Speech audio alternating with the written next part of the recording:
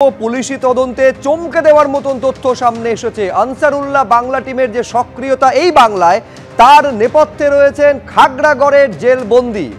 Jail থেকে এবিটির জঙ্গি মডিউলে সক্রিয় খাগড়াগড়ের বন্দি, অর্থাৎ জেলে 2014 সালের ঘটনা, 2014 সালের যে খাগড়াগড় বিস্ফোরণের ঘটনায় জেলবন্দি জঙ্গি। এই যে আনসারুল্লাহ বাংলা টিমের এখন যে সক্রিয়তা এই রাজ্যে দেখা যাচ্ছে, তার সম্পূর্ণ নেপথ্য কারিগর হচ্ছে জেলবন্দি সেই জেএমবি জঙ্গি। পুলিশি তদন্তে এই তথ্য সামনে আসার পর স্বাভাবিকভাবে প্রশ্ন উঠছে যে জেলে বন্দি রয়েছেন যিনি, যে জঙ্গি জেলে বন্দি রয়েছে, জেলে বন্দি থাকা অবস্থায় আরেকটা জঙ্গি সংগঠন সক্রিয়ভাবে মদত দিচ্ছে কিভাবে।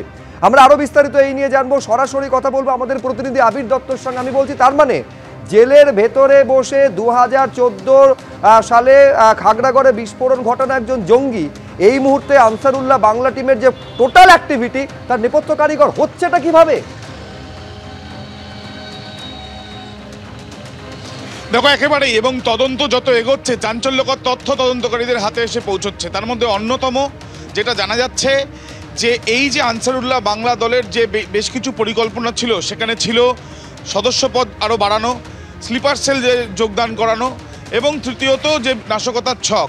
এই সমস্ত পরিকল্পনার নেপথ্যে যারা রয়েছে তাদের মধ্যে অন্যতম খাগড়াগড় বিস্ফোরণ কাণ্ডে জেলবন্দি একজন, এবং শুধু জেলবন্দি নয়, সাজাপ্রাপ্ত জেলবন্দি বলা যায়।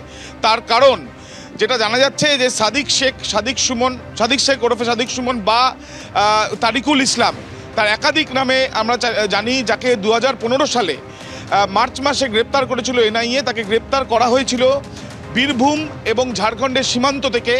সে বর্তমানে রয়েছে, যেটা জানা যাচ্ছে যে দীর্ঘ সময় ধরে সে ছিল বহরমপুর জেলে। সেই বহরমপুর জেলে যখন পক্সো আইনে এই যে মোহাম্মদ আব্বাস আলী, যাকে গ্রেপ্তার করা হয়েছে হরিহরপাড়া থেকে, তার সঙ্গে বসে বেশ কিছু তথ্য আদান প্রদান হয়েছে বা তাদের মধ্যে পরিকল্পনা হয়েছে, যেটা ইতিমধ্যে আসাম পুলিশ জানতে পারছে। এবং শুধুমাত্র তাই নয়, তার সঙ্গে সঙ্গে এটাও অনুমান করা হচ্ছে যে তার বেশ কিছু নির্দেশও ছিল যেগুলো বাস্তবায়িত করতে চাইছিল এই আব্বাস মিয়ানুররা।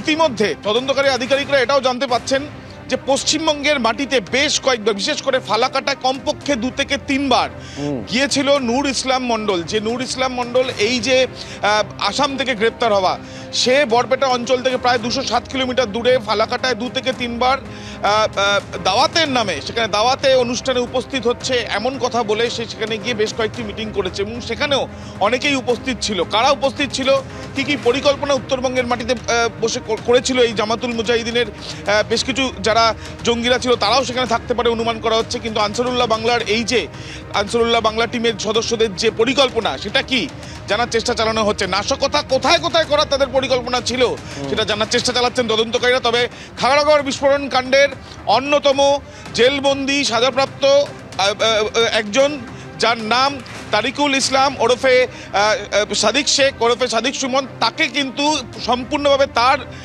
যে ইনভলভমেন্ট রয়েছে এবিটির বারবারন্তের ক্ষেত্রে, সেটা কিন্তু জানতে পেরেছেন তদন্তকারীরা। মারাত্মক তথ্য আবির এখানে দিচ্ছে।